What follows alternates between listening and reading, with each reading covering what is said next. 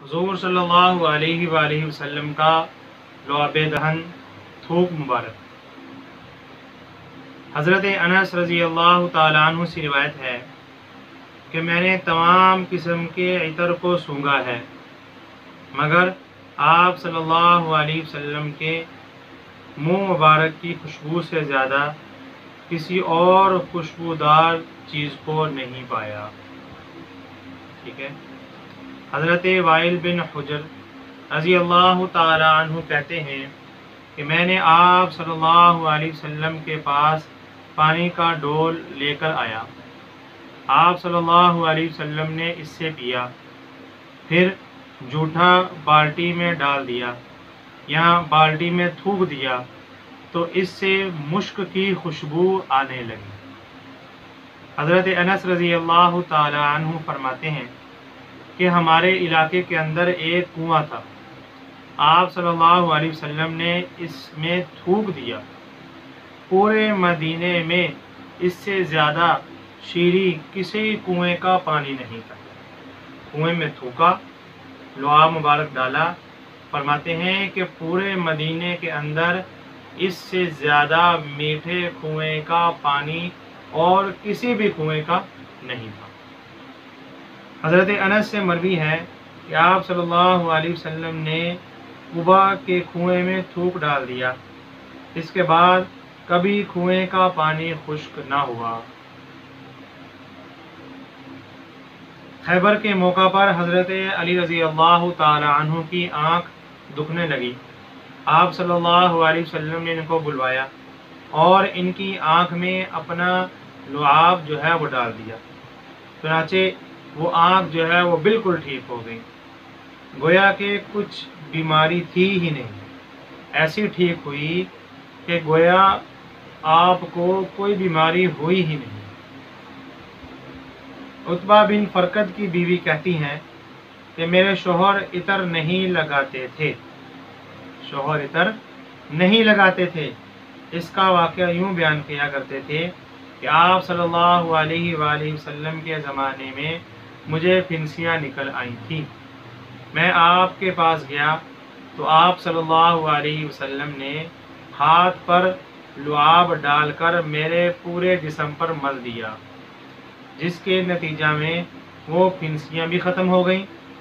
पूरा जिस्म लोगों में सबसे ज़्यादा खुशबूदार हो गया। सुभान अल्लाह। हज़रत अबू जाफ़र का बयान है कि हज़रत हसन रज़ी अल्लाह ताला अन्हु जब छोटे बच्चे थे, आप सल्लल्लाहु अलैहि वसल्लम के पास थे।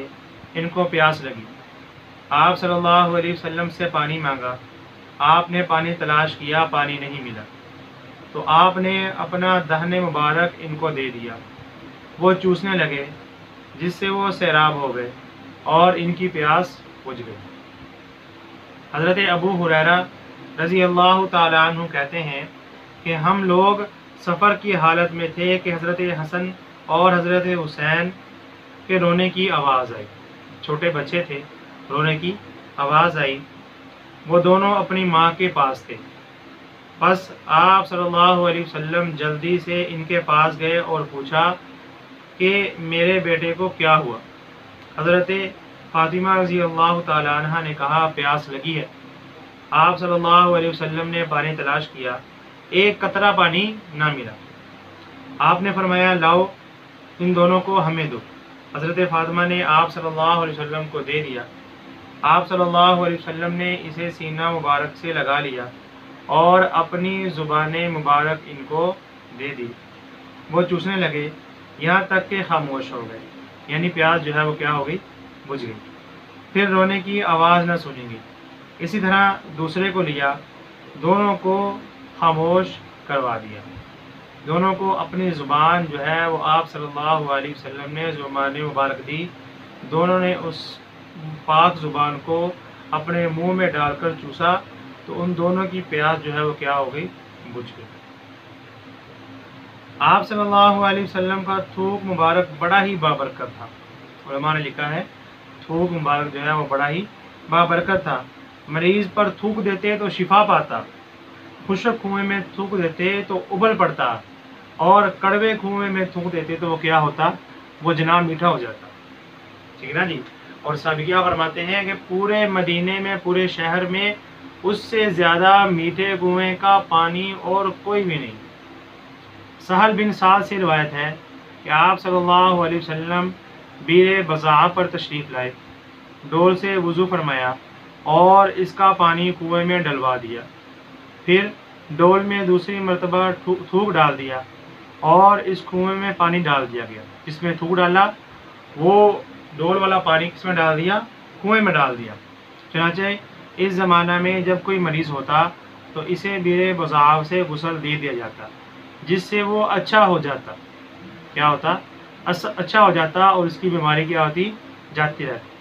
جیسے اسے کسی بندھن سے کھول دیا گیا، جیسے اسے کسی بندھن سے کھول دیا گیا اور وہ بالکل تندرست اور بالکل ٹھیک ہو جاتا، اسے کوئی بیماری ہی نہ رہتی۔ حضرت انس رضی اللہ تعالیٰ عنہ کے گھر میں ایک کنواں تھا، ٹھیک ہے جی۔ آپ صلی اللہ علیہ وسلم نے اس کنویں کے اندر اپنے لعاب دہن کو ڈال دیا، ایسا شیریں پانی اس کا ہو گیا کہ اس سے زیادہ شیریں پانی پورے مدینے میں نہیں تھا۔ سہل بن سعد رضی اللہ تعالیٰ عنہ سے روایت ہے کہ فتح خیبر کے موقع پر آپ صلی اللہ علیہ وسلم نے فرمایا، کل میں ایسے شخص کو جھنڈا دوں گا جس کے ہاتھ پر خدا فتح فرمائے گا۔ وہ خدا اور رسول سے محبت کرتا ہے اور خدا اور اس کا رسول بھی اس سے محبت کرتے ہیں۔ لوگوں نے یہ سوچتے ہوئے رات گزار دی کہ دیکھو کن کو دیا جاتا ہے، ٹھیک ہے نا جی۔ صبح ہوئی تو لوگ آپ صلی اللہ علیہ وسلم کے پاس گئے، ہر ایک امید رکھتا تھا کہ اسے جو ہے وہ جھنڈا ملے گا۔ آپ نے معلوم کیا کہ علی کہاں ہے؟ لوگوں نے کہا کہ ان کی آنکھ جو ہے وہ دکھ رہی ہے، ٹھیک ہے۔ ان کو بلایا گیا، آپ صلی اللہ علیہ وسلم نے ان کی آنکھ میں اپنا لعاب دہن یعنی تھوک لگا دیا اور دعا کی تو فرمایا کہ ایسے اچھے ہو گئے کہ گویا اس آنکھ کے اندر تکلیف ہی نہ تھی۔ حارث بن عبیدہ کی روایت میں ہے کہ حضرت ابو ذر غفاری رضی اللہ تعالیٰ عنہ کی آنکھ میں چوٹ آ گئی، آپ صلی اللہ علیہ وسلم نے اس آنکھ میں تھوک مبارک ڈال دیا تو دوسری آنکھ سے زیادہ اچھی ہو گئی۔ تھوک اس میں ڈالا جس میں چوٹ آئی تھی، وہ دوسری آنکھ سے بھی زیادہ کیا ہو گئی؟ اچھی ہو گئی۔ حنش بن عقیل رضی اللہ تعالیٰ عنہ سے روایت ہے کہ آپ صلی اللہ علیہ وسلم نے مجھے اسلام کی دعوت دی، میں نے اس کو قبول کر لیا۔ آپ صلی اللہ علیہ وسلم نے مجھے اپنا جھوٹا ستو پلایا، چنانچہ میں آج بھی پیاس کے وقت اس کی ترواہٹ محسوس کرتا ہوں اور بھوک لگتی ہے تو پیٹ بھر جاتا ہے۔ فرمایا کہ اس وقت پلایا تھا، آج بھی اس کی ترواہٹ اور اس کا ذائقہ جو ہے وہ میں محسوس کرتا ہوں۔ اکرمہ سے منقول ہے کہ زید بن معاذ رضی اللہ تعالیٰ عنہ کے پیر میں کعب بن اشرف کے قتل کے موقع پر تلوار کا نشان پڑ گیا تھا۔ آپ صلی اللہ علیہ وآلہ وسلم نے لعاب دہن تھوک لگا دیا جس سے وہ اچھا ہو گیا۔ یعلا بن مرہ کی روایت میں ہے کہ میں نے آپ صلی اللہ علیہ وسلم کے ساتھ مکہ کا سفر کیا تو ایک عجیب واقعہ پیش آیا۔ ایک عورت آئی اور اس نے کہا، اے اللہ کے نبی، یہ میرا بیٹا ہے، اسے کچھ اثر ہے، قریب 7 سال سے دن میں 2 مرتبہ اس کا اثر آتا ہے، یعنی اس کے اوپر جو ہے وہ جن کا دورہ پڑتا ہے، کوئی جن وغیرہ اس کے اوپر ہے۔ آپ صلی اللہ علیہ وسلم نے فرمایا اسے قریب لاؤ، اور آپ صلی اللہ علیہ وسلم نے اس کے منہ میں تھوک دیا اور فرمایا کہ نکل خدا کے دشمن، میں خدا کا رسول ہوں۔ اور آپ نے اس کے منہ پر تھوک کر فرمایا کہ نکل خدا کے دشمن، میں کیا ہوں؟ خدا کا رسول ہوں۔ پھر آپ صلی اللہ علیہ وسلم نے فرمایا واپسی پر مجھے بتانا کیا ہوا، ٹھیک ہے نا جی۔ چنانچہ جب آپ صلی اللہ علیہ وسلم واپس ہوئے اور ہم بھی آپ کے ساتھ واپس ہوئے تو وہ آئی اور اس نے کہا، خدا کی قسم جس نے آپ کو محترم اور مکرم بنایا ہے، آپ صلی اللہ علیہ وسلم کے جدا ہونے کے بعد کچھ بھی نہیں ہوا، یعنی وہ جو جن تھا وہ آپ کے لعاب دہن سے اور آپ کی ڈانٹ کی وجہ سے اس کو چھوڑ کر بھاگ گیا۔ بشر بن اقربہ رضی اللہ تعالیٰ عنہ رسول پاک صلی اللہ علیہ وسلم کی خدمت میں آئے تو آپ صلی اللہ علیہ وسلم نے ان سے پوچھا تمہارے ساتھ یہ کون ہے؟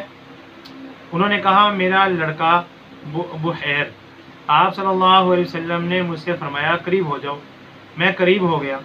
میں نے کہا بحیر اے اللہ کے رسول، آپ صلی اللہ علیہ وسلم نے فرمایا تمہارا نام بشیر ہے، ٹھیک ہے نا جی، تمہارا نام بشیر ہے۔ بحیر سے فرمایا تمہارا نام کیا ہے؟ بشیر ہے، اور میری زبان میں لکنت تھی۔ کون فرماتے ہیں؟ بحیر کہتے ہیں میری زبان میں لکنت تھی۔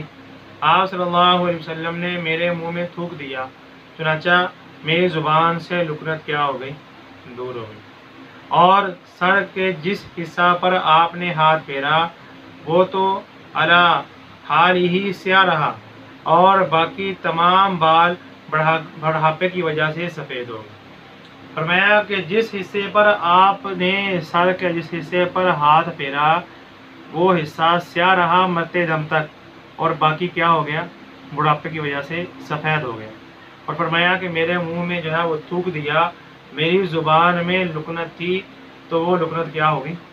سہل بن سعد رضی اللہ تعالیٰ عنہ نے متعدد حضرات صحابہ کرام سے نقل کیا ہے کہ آپ صلی اللہ علیہ وسلم بیر بزا آئے، ڈول میں وضو کیا اور اس کا باقی ماندہ پانی کنویں میں ڈال دیا، پھر دوسری مرتبہ اس سے پیا اور اس میں تھوک دیا اور پھر کنویں میں ڈال دیا گیا۔